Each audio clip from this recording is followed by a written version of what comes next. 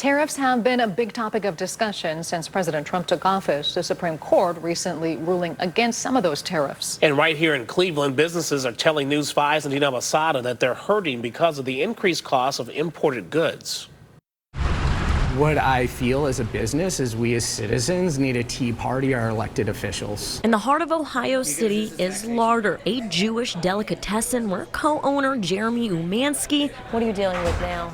Literally hostage payments to get product.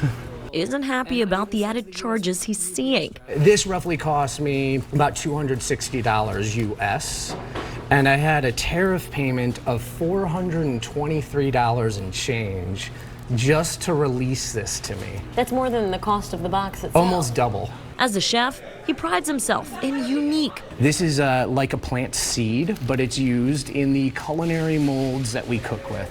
Top quality ingredients that are now even harder to get. Would you try and find these products domestically at the same quality? No, you can't find them domestically at all. Well, what is the intention for a great food-based business? To create the highest quality and most delicious things there are.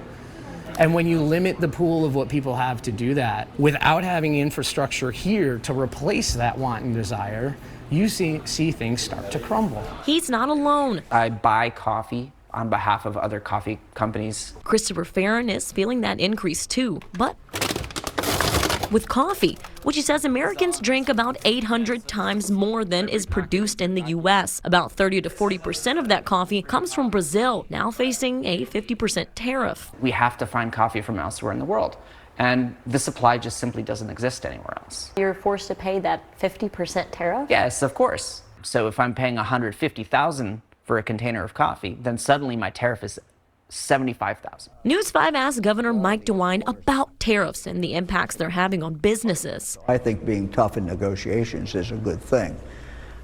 When you get down to the specifics, then, we clearly do have winners and we do have losers. Umansky and Farron say they've gotten creative to stay afloat, but they don't know how businesses can make it long term. I just want someone to explain this because we're not getting answers.